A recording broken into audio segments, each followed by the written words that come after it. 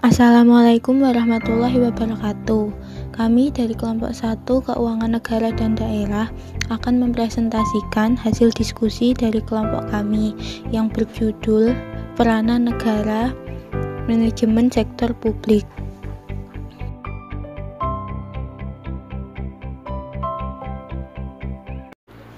Baiklah, di sini saya akan menerangkan bagian materi yang pertama, yaitu poin A, peranan. Peranan dikenal sebagai terjemahan dari bahasa Inggris role. Tentang terminologi peranan dapat kita jumpai penggunaannya dalam pengertian berikut. Yang pertama, figur atau tokoh. Yang kedua, keaktifan atau partisipasi. Yang ketiga, kedudukan atau posisi. Dan yang terakhir, role atau peranan dapat diartikan juga sebagai kesatuan rangkaian sikap, tingkah laku, cara-cara bertindak yang diharapkan dari sekarang dalam suatu kedudukan jabatan atau fungsi tertentu.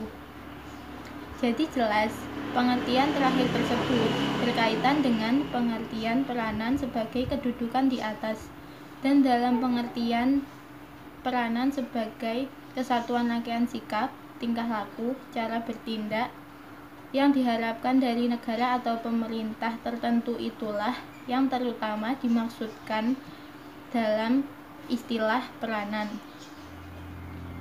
Dengan demikian, peranan adalah sebagai stabilisator, dinamisator, agent of change atau perubahan, agent of innovation atau pembaruan, dan agent of development dalam pembangunan.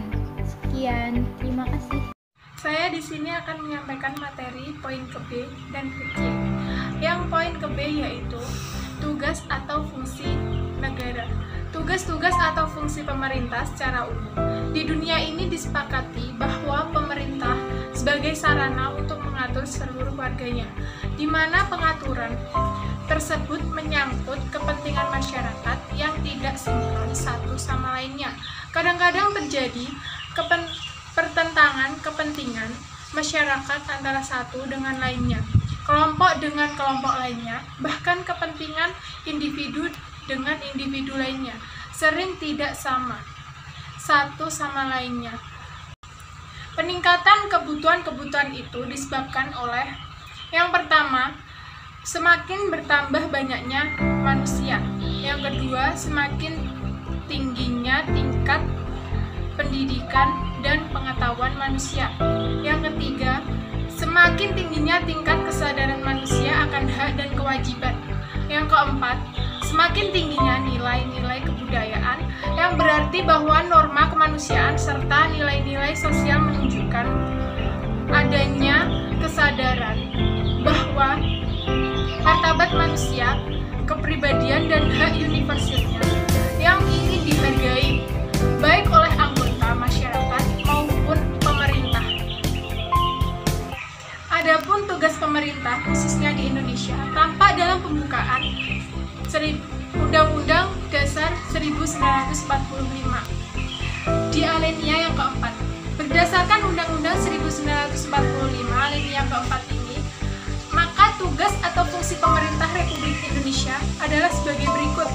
Yang pertama, melindungi segenap bangsa Indonesia dan seluruh tumpah darah Indonesia.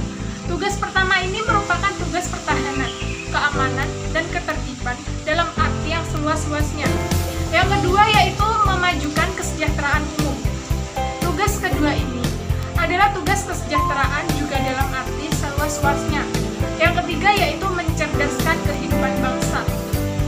Tugas yang ketiga ini adalah tugas atau fungsi pendidikan juga dalam arti yang seluas-luasnya.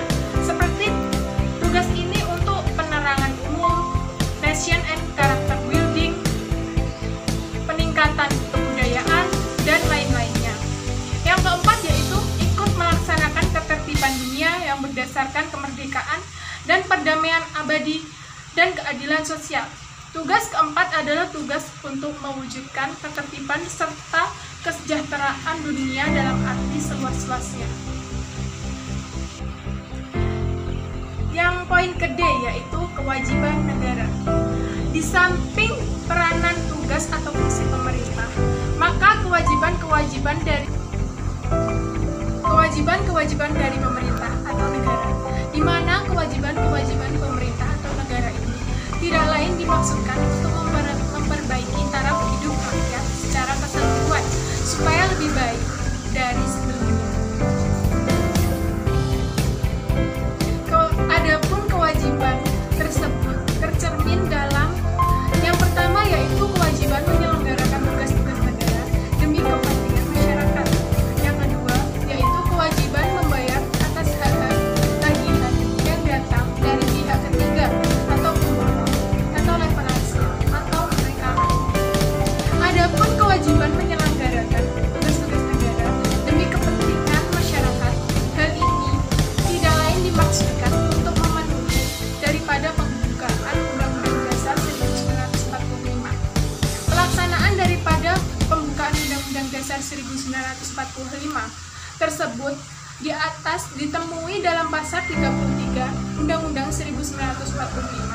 Adapun kewajiban pemerintah menurut pasal 33 Undang-Undang Dasar 1945 tersebut adalah yang pertama, perekonomian disusun sebagai usaha bersama berdasarkan asas-asas kekeluargaan. Yang kedua, cabang-cabang produksi yang penting bagi negara dan menguasai hajat hidup orang banyak dikuasai oleh negara. Yang ketiga, bumi dan air serta kekayaan alam yang terkandung di dalamnya dikuasai oleh negara dan dipergunakan untuk sebesar-besarnya kemakmuran rakyat itu sendiri. Selanjutnya, hak-hak negara. Hak-hak negara tidak lain adalah usaha-usaha yang dilakukan oleh pemerintah untuk mengisi kas negara, di mana akan digunakan untuk membiayai kepentingan-kepentingan pemerintah maupun kepentingan-kepentingan masyarakat. Hak-hak negara dapat dikemukakan sebagai berikut. Yang pertama yaitu hak untuk mencetak uang. Dalam pelaksanaannya di Indonesia, wewenang ini dilakukan oleh Bank Indonesia dan dicetak oleh Perusahaan Umum Percetakan Uang Republik Indonesia, di mana wewenangnya yaitu bank memiliki hak tunggal untuk mencetak uang kertas maupun uang logam. Uang yang dimaksudkan dalam pasal tersebut merupakan alat pembayaran yang sah.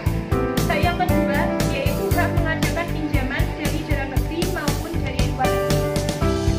Pinjaman dari dalam negeri dapat dibedakan menjadi dua bagian. Yang pertama yaitu pinjaman jangka pendek yang dilakukan dengan memberikan pembukaan uang muka yang dilakukan oleh Bank Indonesia kepada pemerintah sebelum penerimaan negara masuk. Yang kedua yaitu pinjaman jangka pendek yang dilakukan dengan cara menerbitkan surat-surat berharga.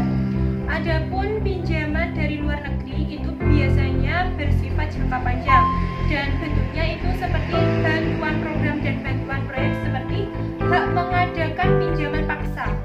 Hak ini dilakukan oleh pemerintah sehubungan dengan pemotongan uang sebagai hasil pemotongan yang sah. Yang kedua yaitu hak untuk menarik pajak.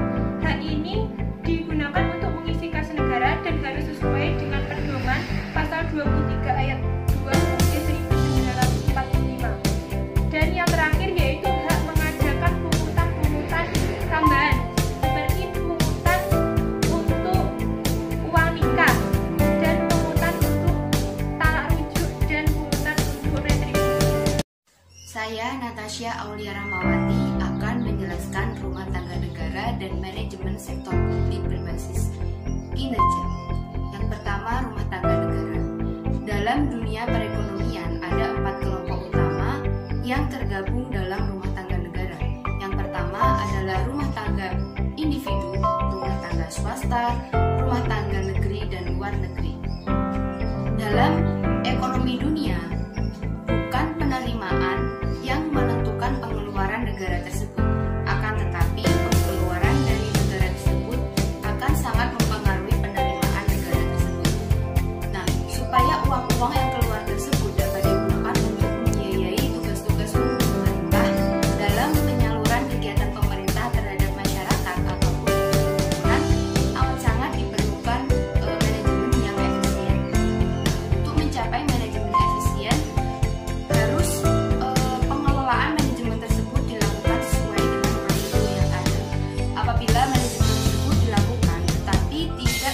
sesuai dengan prosedur yang ada, maka pengeluaran tersebut akan menjadi pemborosan.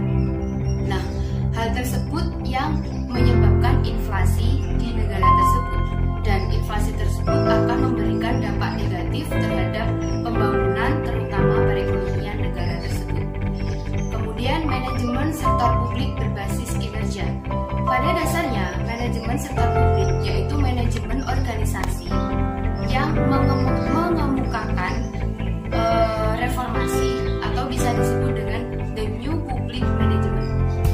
Fokus dari manajemen publik berbasis kinerja ini adalah pengukuran kinerja dan organisasi tersebut menghasilkan kinerja yang baik, bukan lagi berorientasi pada input maupun output negara tersebut.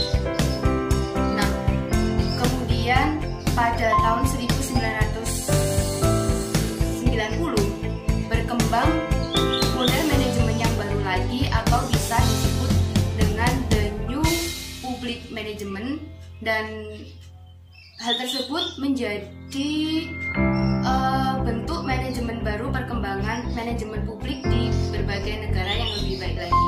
Jadi tadi fokus manajemen berbasis kinerja itu sendiri lebih berfokus pada hasil dan bukan hanya berpacu kepada input ataupun output negara tersebut. Terima kasih. Pengertian manajemen berbasis kinerja. Manajemen berbasis kinerja adalah untuk mengukur kemajuan program atau aktivitas yang dilakukan organisasi secara publik dalam mencapai hasil yang diharapkan menurut Mahmudi. Kata kunci manajemen berbasis kinerja adalah sebagai berikut: 1. Proses yang sistematis. 2. Perbaikan kinerja. 3. Proses berkelanjutan dan berjangka panjang. 4. Penerapan sasaran kinerja strategi. 5. Mengukur kinerja. 6. Mengumpulkan, menganalisis, dan melaporkan data kinerja. 7. Menggunakan untuk memperbaiki kinerja secara berkelanjutan. Manajemen kinerja adalah proses yang sistematis, artinya untuk memperbaiki kinerja butuh langkah dan kinerja yang baik yang dengan melakukan proses evolutif jangka panjang. Manajemen strategis. Manajemen adalah proses pergerakan orang dan bukan orang untuk mencapai tujuan organisasi. Strategis dan kiat, cara dan teknik yang direncanakan secara sistematis menjalankan fungsi-fungsi manajemen dan dalam rangka mencapai tujuan organisasi secara efisien dan efektif. Tujuan manajemen strategi dan mengidentifikasi sukses dan gagalnya persaingan organisasi. Komponen utama proses manajemen strategi meliputi sebagai berikut: 1. Visi. 2. Misi. 3. Tujuan. 4. Sasaran. 5. Kebijakan. 6. Program. Dan 7. Kegiatan. Demikian hasil diskusi dari kelompok 1. Jika ada kurang lebihnya, kami mohon maaf. Wallahu muwaffiq ila aqwamit thoriq. Wassalamualaikum warahmatullahi wabarakatuh.